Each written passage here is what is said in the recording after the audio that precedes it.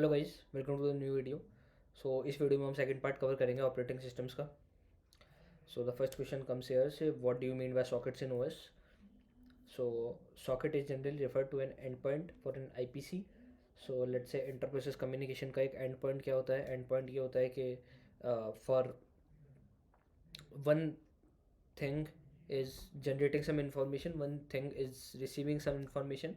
तो जो पहली चीज़ है वो जिस पॉइंट पे इंफॉर्मेशन सेंड करेंगी उसे कहते हैं एंड पॉइंट। मतलब कि लेट्स से इसे हम एपीआई पॉइंट ऑफ व्यू से समझते हैं।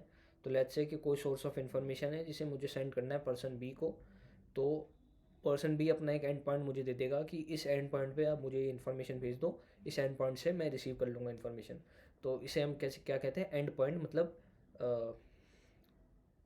जहाँ पे जिस पॉइंट पे हम इंफॉर्मेशन रिसीव कर सकते हैं उसे कहते हैं हम एंड पॉइंट। और पर्सन बी को कोई इन्फॉर्मेशन मुझे भेजनी होगी तो वो मेरे एंड पॉइंट पे भेजेगा। मतलब मैं उसे एक एंड पॉइंट प्रोवाइड कर दूंगा जो कि मैं बोल दूंगा कि इस एंड पॉइंट पे आप अपनी इन्फॉर्मेशन भेज दो और इस एंड पॉइंट से मैं अपनी इन्फॉर्मेशन रिसीव कर लूँगा, राइट। तो उसे कहते हैं end point. So here the end point is referred to a combination of an IP address और ए पोर्ट नंबर, ठीक है। तो यही एंड पॉइंट होता है। लेट्स से मुझे एक सिस्टम बी पे इंफॉर्मेशन भेजनी है जिसका एक पर्टिकुलर आईपी एड्रेस है और उसका एक पर्टिकुलर पोर्ट नंबर है, ठीक है। तो उस पर मैं अपनी इन्फॉर्मेशन को उस आईपी एड्रेस और उस पोर्ट पे भेज दूंगा और वो उस आईपी एड्रेस तो उसका कंप्यूटर हाई और वो उस पोर्ट से लेट्स से पोर्ट नंबर है 8080, तो वो उस पोर्ट से वो इन्फॉर्मेशन रिसीव कर लेगा। Sockets are used to make it easy for software developers to create network-enabled programs. It also allows communication and exchange information between two different processes or two different machines, right?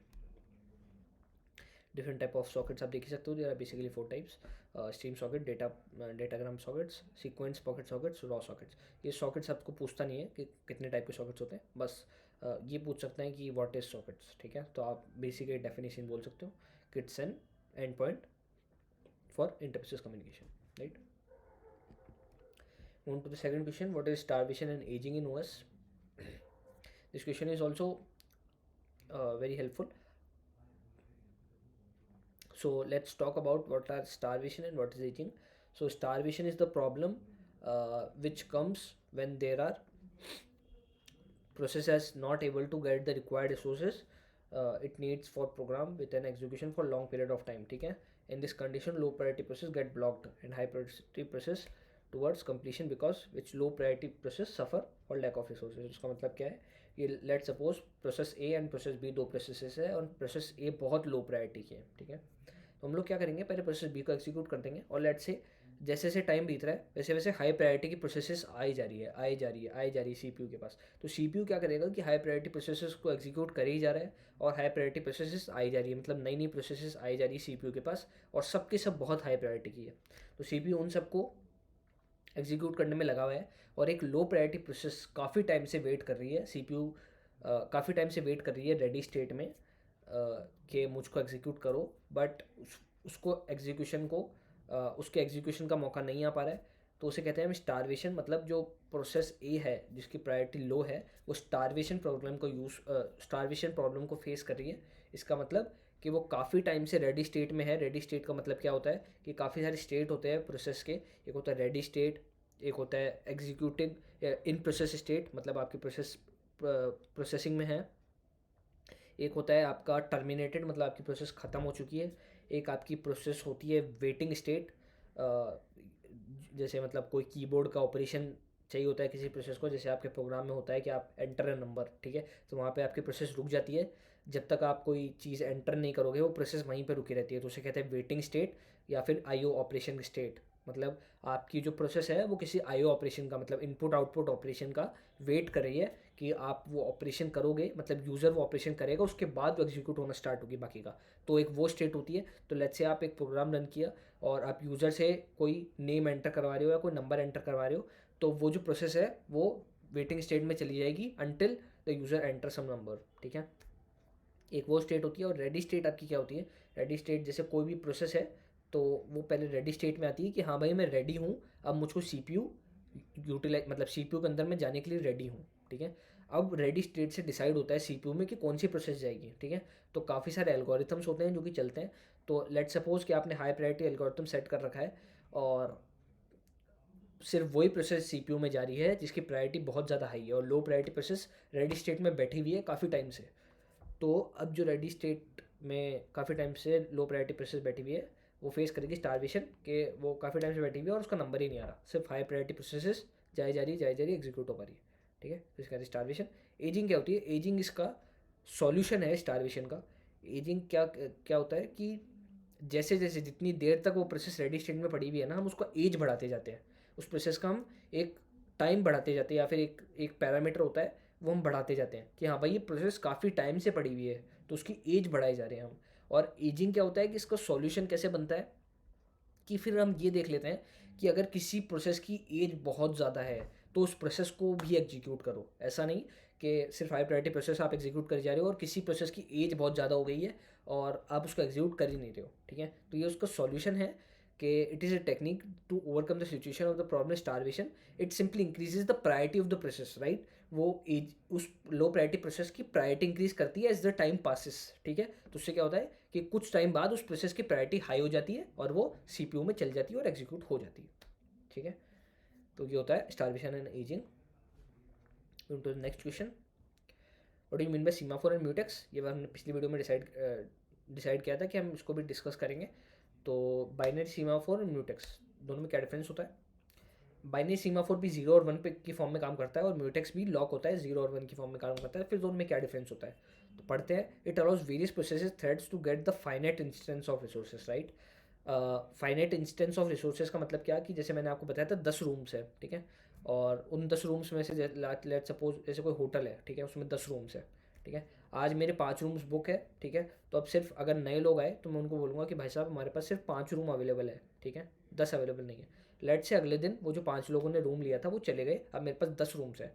तो आज मेरे पास guest आएंगे तो मेरे पास बोलेंगे कि मेरे पास 10 room है, आप ले सकते हो जितने चाहे, ठीक है। तो इसे कहते हैं कि मेरे पास फाइनाइट इंस्टेंस ऑफ रिसोर्सेज है, मतलब मेरे पास फाइनाइट रूम्स है और उसी हिसाब से मैं यूज़र को अलोकेट करूँगा कि मेरे पास जितने रूम अवेलेबल है उतने मैं यूज़र को अलोकेट कर सकता हूँ, अदरवाइज मैं नहीं कर सकता हूँ। While in case of mutex, it's a locking mechanism.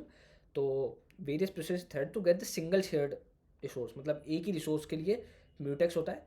तो बेसिकली ये भी कहा जाता है कि अगर आपके पास सिर्फ एक रिसोर्सेस है तो आप बाइनरी सीमाफोर और म्यूटेक्स दोनों को यूज़ कर सकते हो, क्योंकि वो सिर्फ एक रिसोर्स की बात करते हैं। अगर आपके पास मल्टीपल रिसोर्सेज है, मतलब आपके पास मल्टीपल रूम्स, मल्टीपल प्रिंटर्स है, तो फिर आप सीमाफोर, नॉर्मल सीमाफोर को, काउंटिंग सीमाफोर को यूज़ करोगे, जो कि फाइनाइट इंस्टेंस ऑफ रिसोर्सेज दे देगा आपको। जैसे मान लो आपके पास 10 प्रिंटर है तो आपको 10 प्रिंटर दे देगा, उनके काउंट्स कम करता रहेगा जैसे जैसे वो प्रिंटर यूज़ होंगे, और वैसे वैसे उनके काउंट बढ़ाता रहेगा जैसे जैसे यूज़र उन प्रिंटर्स को छोड़ेगा, ठीक है। Its functions are basically upon signalling mechanism binary semaphore का, और इसके फंक्शंस लॉकिंग मैकेनिज्म पे होते हैं। याद रखना ये बात बहुत इंपॉर्टेंट है। तो सिग्नलिंग पे क्यों होते हैं? क्योंकि सीमाफोर जो होते हैं वो सिग्नल करते हैं कि भाई मैं भी फ्री नहीं हूँ, मुझे फ्री होने दो, उसके बाद आप यूज़ कर सकते हो। वाइल म्यूटेक्स जो है वो लॉक है, कि लॉकिंग की ज़रूरत ही नहीं है, इट्स इट्स ऑन और ऑफ काइंड ऑफ थिंग, ठीक है। तो अगर किसी ने यूज़ कर रखा है तो बेसिकली उसने वो रिसोर्स को लॉक ही कर दिया है, तो बेसिकली उसको आप एक्सेस ही नहीं कर सकते हो। While in case of binary semaphore आप सिग्नल दे रहे हो सबको कि अभी नहीं, अभी मैं इसको, इस रिसोर्स को यूज़ कर रहा हूँ, मेरे बाद आप इस रिसोर्स को यूज़ कर सकते हो, राइट। बाइनरी सीमाफोर फास्ट होता है as compare to mutex, while mutex is slower as compare to binary mutex. ये भी एक अच्छा पॉइंट है, आप इंटरव्यूज में इसको बता सकते हो और काफ़ी अच्छा पॉइंट है। It's basically N integer, it's basically an object, right. तो म्यूटेक्स जो है वो एक एंटिटी है, एक ऑब्जेक्ट है, और सीमाफोर जो है वो एक इंटीजर है, 0 और 1, right. Next question, what is kernel and what is main function? काफ़ी इंपॉर्टेंट क्वेश्चन है। Kernel is basically the heart of operating system. Why is it so? Kernel, अगर आप सिर्फ एक चीज़ भी बोल दोगे इंटरव्यू में, आपको इंटरव्यूअर फुल नंबर देगा। What is kernel? Is responsible for system, kernel is basically responsible for system level पे जो टास्क होते हैं, for for system executions. Let's say आपने कोई एग्जीक्यूशन चलाया, जैसे आपने कोई फाइल कॉपी करी, ठीक है। तो जो कर्नल होगा वो सिस्टम लेवल पे इंस्ट्रक्शन देगा अपने सीपीयू को, कि भाई मुझे ये चीज़ करनी है, ठीक है, अपने एएलयू को, अर्थमेटिक लॉजिक यूनिट। उसको अपनी 0 और 1 के फॉर्म्स में इंस्ट्रक्शन देगा। तो बेसिकली जो सिस्टम लेवल इंस्ट्रक्शन होते हैं ना, उनको एग्जीक्यूट करने के लिए कर्नल यूज़ में आता है। तो लेट्स से आपने यूज़र लेवल तो दे दिया कि मुझको कॉपी करनी है फाइल, ठीक है। अब कर्नल जो होगा वो इंटरनली ऑपरेटिंग सिस्टम को बताएगा कि भाई मुझे इस फाइल को कॉपी करनी है, तो इसके लिए जो जो भी system level instruction, system level functions होते हैं उनको एग्जीक्यूट करो। तो काफ़ी सारे सिस्टम लेवल फंक्शंस होते हैं जो कि आप आराम से पढ़ सकते हो। मुझे भी अभी याद नहीं आ रहे कुछ, बट काफ़ी सारे फंक्शंस होते हैं जो कि सिस्टम लेवल पे काम करते हैं, सिस्टम लेवल होते हैं। एक जो होता है फोर्क होता है, जो कि आपकी प्रोसेस को 2 प्रोसेस में डिवाइड कर देता है, that individual process and it's child process. तो फोर्क फंक्शन हमेशा एक चाइल्ड प्रोसेस बना देता है उस प्रोसेस की, पेरेंट प्रोसेस की, राइट। ऐसे ही फोर्क फंक्शन, काफ़ी सारे फंक्शंस होते हैं। पिंग होता है एक, जो कि आपका मैसेज सेंड करने के काम में आता है। ऐसे ही जितने भी फंक्शंस होते हैं सिस्टम लेवल पे काम करते हैं। इट अब ये पढ़ लेते हैं। इट इज़ रिस्पॉन्सिबल मैनेजिंग और computer resources such as CPU, memory, files. सब कुछ कंप्यूटर रिसोर्सेज को मैनेज करने के काम में आता है। इट फैसिलिटेट्स और initiate the interaction between components of hardware and software, right. Very important, hardware और सॉफ्टवेयर के बीच में इंटरफेस या फिर एक इंटरेक्शन की तरह काम में आता है, राइट। ऑपरेटिंग सिस्टम क्या होता था? It's an interface between the hardware and the user, ठीक है। कर्नल होता है interface between the hardware and the software, right. Third thing, it manages RAM, memory, and so the running process and program can work effectively and efficiently, right।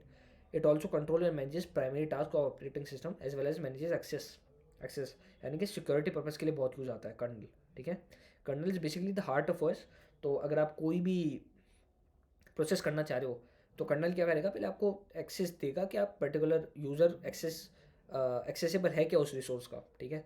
Late से आप बहुत सारी Linux में या फिर बहुत सारे कर्नल्स में ये सब चीज़ें कर सकते हो कि आप एक पर्टिकुलर यूज़र को पर्टिकुलर एक्सेस प्रोवाइड करके रखो, ठीक है।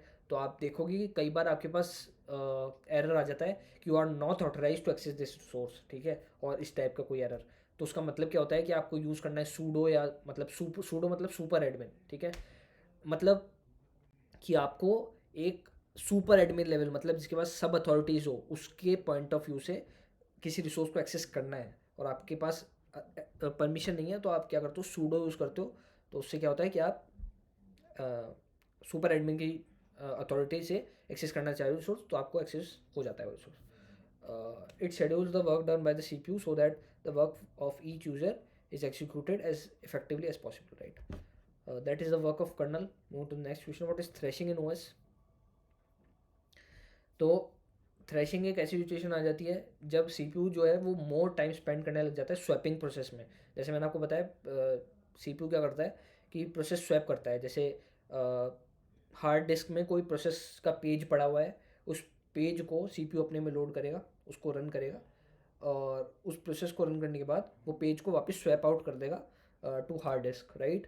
तो ये जो प्रोसेस होती है, इसका मतलब क्या होता है कि CPU जो है वो प्रोसेस तो एग्जीक्यूट कर ही नहीं रहा है, वो सिर्फ टाइम लगा रहा है प्रोसेस को, पेज को लाने में और स्वैप आउट करने में, इसमें टाइम लगा रहा है वो ज़्यादा, except of executing the process. तो ये इसके कई सारे रीजंस हो सकते हैं, ठीक है। और इससे हम कहते हैं कि थ्रेशिंग हो रही है। थ्रेशिंग मतलब कि पेज स्वैप होने में बहुत ज़्यादा टाइम लग रहा है एज़ कम्पेयर टू उस प्रोसेस को एग्जीक्यूट होने में, ठीक है। तो इसे हम थ्रेशिंग कहते हैं। और इस थ्रेशिंग में क्या होता है कि ना, जो आपका एक्चुअल प्रोग्राम होता है वो तो एग्जीक्यूट हो ही नहीं पाता, और आपका CPU जो है वो फालतू चीज़ों में अपना टाइम वेस्ट करता है, तो वो लेस प्रोडक्टिव हो जाता है, ठीक है ना। आप इस डेफिनेशन को भी नोट कर सकते हो, काफ़ी अच्छी डेफिनेशन है। Move to the next question, what do mean by Belady anomaly? Belady anomaly भी काफ़ी अच्छा एक काफ़ी एक अच्छा सिम्टम होता है और काफ़ी एक अच्छा एनोमोली होती है, जो कि अपन डिस्कस करेंगे कि ऑपरेटिंग सिस्टम में कई बार क्या होता है कि loaded is fix chunks and each chunks is refer to a page, the processor loads these pages in a fix size of chunks of memory frames. फालतू चीज़ है। Belady anomaly is a phenomena in which if we increase the number of frames in memory, ये important चीज़ है कि अगर हम number of frames increase कर देंगे मेमोरी की, then also we will see that the page fault also increases, ठीक है। ये जो फिनोमिना होता है ये फर्स्ट इन फर्स्ट आउट में होता है, ठीक है। कि फर्स्ट इन फर्स्ट आउट क्या होता है कि जो पेज पहले आया है उसको हम पहले ही स्वैप आउट करेंगे, ठीक है। तो कई बार ऐसा होता है कि अगर हमारे पास, अगर हम मेमोरी साइज़ भी बढ़ा देते हैं तो भी हमें ऐसी ज़रूरत होती है कि जैसे हमने जो पेज स्वैप आउट किया, हमें वही पेज की ज़रूरत वापस पड़ रही है, ठीक है। तो इसे कहते हैं कि हम ना, ऐसा फिनोमेना आ चुका है कि अगर हम पेज फॉल्ट्स, अगर हम मेमोरी फ्रेम्स भी इंक्रीज़ करेंगे ना, तो भी हमारे पास पेज फॉल्ट्स बढ़ रहे हैं। तो it's a fishy kind of behavior which will be seen in uh, first in first out algorithm. Sometimes we'll see this, otherwise we'll not see it, but it is important in point of interviews. काफ़ी बार पूछ लेते हैं what is Baladi analogy. Moving to the next question. I think this is the last. What is context switching? So context switching is basically a process of saving the context of one process and loading the context of other process. Very important question, काफ़ी बार पूछ लेते हैं. It is the cost effective and time saving measures executed by the CPU. This is because it's allow multiple processes to share a single CPU, right? Therefore, it is considered an important part of modern OS. The technique is used by the OS and switch बहुत important चीज़ है. इस चीज़ को 2 बार देख लेना एक बार. क्या होता है मैं बताता हूँ. मान लो कोई प्रोसेस है, हमारे पास सिंगल कोर प्रोसेसर है, सिर्फ एक ही कोर है, एक ही CPU है, उसमें 10 प्रोसेसेस है, मेरे पास 10 प्रोसेसेस एक ही CPU में एग्जीक्यूट होने वाली है, ठीक है. क्लियर हो गया बात. अब क्या होगा कि पहले एक प्रोसेस एग्जीक्यूट होगी, फिर दूसरी होगी, फिर तीसरी होगी, फिर चौथी होगी, ऐसे थोड़े थोड़े टाइम के लिए 10 प्रोसेस एग्जीक्यूट होगी. उसके बाद वापस पहले का नंबर आएगा, ऐसे दूसरी तीसरी फिर 10वीं, फिर पहले का नंबर आएगा, ऐसे एग्जीक्यूट होगी थोड़े थोड़े टाइम के लिए. तो क्या होगा कि प्रोसेस ए एग्जीक्यूट हुई 5 मिली सेकेंड के लिए, तो हम 5 मिली सेकेंड बाद वो जितनी एग्जीक्यूट हो गई, मैं उसको स्टेट सेव करके रख लूँगा कि भाई ये प्रोसेस इतनी लोड हो चुकी है. लेट्स से आप कोई फाइल कॉपी कर रहे हो और वो 5 मिली सेकेंड में 1% कॉपी हो गई, ठीक है. अब मैं अगली प्रोसेस पे गया, 5 मिली सेकेंड में दूसरी चीज़ 1% डन हो गई, ऐसी हो गई. अब मैं जब वापस से पहली प्रोसेस पे आऊँगा तो मैं उसको शुरुआत से तो स्टार्ट नहीं करूँगा. वो जितनी डन हो चुकी है मुझको उसका स्टेट चाहिए कि भाई तू कितनी हो चुकी है, ताकि मैं वहीं से शुरू करूँ तुझे, ठीक है. तो अगर 1% कॉपी हो चुकी है तो अब मैं 1 से 2% कैसे होगी वो प्रोसेस करूँगा, ठीक है. तो basically it's the saving the context of one process कि आप कितना हो चुके हो, राइट. और फिर उसमें ताकि मैं उसके आगे की प्रोसेस कर सकूँ फॉर ए पर्टिकुलर प्रोसेस, ठीक है. आई होप आपको बात क्लियर हो चुकी होगी. कॉन्टेक्स्ट स्विचिंग अगर नहीं होगी तो हमारे प्रोसेस, आप ये सोच सकते हो कि ज़िंदगी भर लग जाएगी और वो प्रोसेस एग्जीक्यूट ही नहीं हो पाएगी, क्योंकि जैसे ही हम वापस उस प्रोसेस पे आएंगे वो शुरुआत से एग्जीक्यूट करेगा. वो उसके पास अगर प्रोसेस स्टेट ही नहीं है कि भाई मेरी प्रोसेस अभी कौन से स्टेट में है, अगर वो स्टेट उसके पास नहीं है तो वो तो शुरुआत से एग्जीक्यूट करेगा, और ऐसे हमारी कोई प्रोसेस ज़िंदगी भर में कंप्लीट नहीं हो पाएगी. Context switching is very very important thing. अगर इंटरव्यूअर आपसे नहीं भी पूछे तो आप अपनी बातों में कॉन्टेक्स्ट स्विचिंग बता सकते हो, उससे इंटरव्यूअर काफ़ी इंप्रेस हो जाता है, क्योंकि the person has a lot of context about operating systems, कैसे ऑपरेटिंग सिस्टम काम करते हैं. तो आप ये कह सकते हो कि ये जो चीज़ है इस बेस पे ऑपरेटिंग सिस्टम्स बने हुए हैं, ठीक है. अगर ये चीज़ नहीं होती, कॉन्टेक्स्ट स्विचिंग नहीं होती, तो हो सकता है कि आप मल्टीपल प्रोसेसेस चला ही नहीं पाते एक CPU में, right. Very important thing. Also, this is the last question for this video. I hope you like the video. Please subscribe, please like. इसके बाद में हम कंप्यूटर नेटवर्क्स पे एक वीडियो बनाने वाले हैं. इसके बाद में हम operating system and system design पे भी एक वीडियो बनाने वाले हैं. आई hope you like the video और आप समझोगे काफ़ी कुछ इसमें. अगर आपको कोई भी डाउट है, कोई भी क्वेश्चन में इशू है आपको, तो आप कमेंट सेक्शन में पूछ सकते हो. I'll happy to answer. And please also click on the bell icon, तो आपको अपडेट्स मिलते रहेंगे हमारी नई नई वीडियोज़ के. और मिलते हैं नेक्स्ट वीडियो में. I hope you like the content and thank you so much. Bye bye.